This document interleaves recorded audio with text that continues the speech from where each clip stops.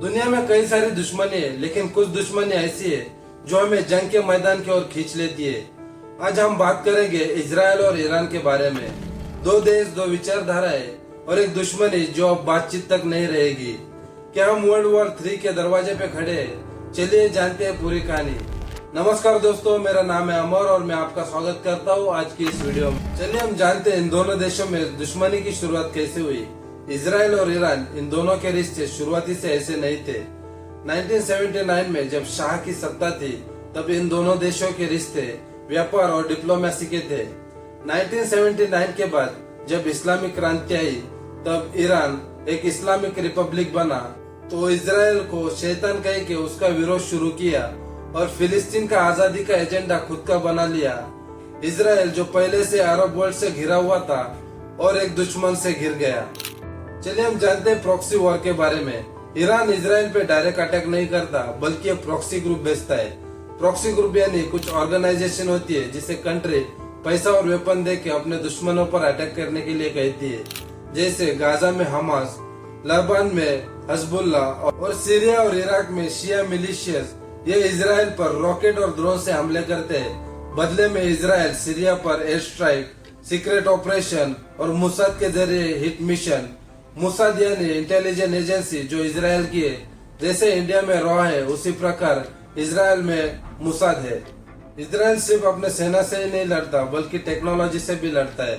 जैसे इजराइल की आयरन डोम में दुनिया की सबसे एडवांस मिसाइल डिफेंस सिस्टम है। मुसाद, जिसे इजराइल की इंटेलिजेंस एजेंसी कहते हैं, इसने ईरान के न्यूक्लियर साइंटिस्ट की मिस्टीरियसली हत्या कर दी। 2023 में हमास ने इजराइल पर अटैक किया।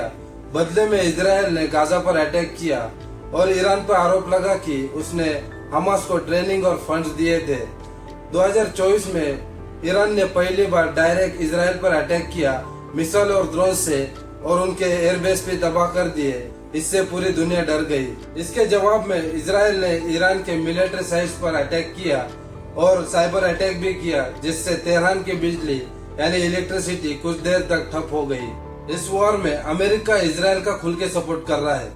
रशिया और चाइना ईरान से सॉफ्ट डिप्लोमेसी निभा रहे हैं। सऊदी अरब और दुबई ईरान के खिलाफ है, क्योंकि उन्हें डर है ये जंग पूरे मिडिल ईस्ट को जला सकती है। ईरान के पास डिक्लेयर न्यूक्लियर वेपन नहीं है, लेकिन रिपोर्ट कहती है कि ये कैपेबिलिटी के एकदम करीब है। इजराइल ने कहा है, अगर ईरान ने बम बना लिया तो उसे रोकने के लिए हम कुछ भी कर सकते हैं। क्या इसका मतलब एक न्यूक्लियर स्ट्राइक या सिर्फ धमकी? इजराइल और ईरान, इन दोनों की दुश्मनी अब दोनों देशों तक नहीं रही, बल्कि एक आग की लहर बन चुकी है जो दुनिया को झुलझा सकती है। एक मिसकैलकुलेशन और दुनिया फिर से जंग की ओर जा सकती है। दोस्तों, ये वीडियो अपने दोस्तों के साथ जरूर शेयर करना, क्योंकि जंग होती है उसका असर हम सब पे होता है। क्या आपको लगता है ये जंग रुक सकती है या टलने वाली नहीं? अपनी राय कमेंट में जरूर बताना। और ये वीडियो इन्फॉर्मेटिव लगा तो लाइक, शेयर, सब्सक्राइब करना। मिलते हैं अगली वीडियो में। धन्यवाद।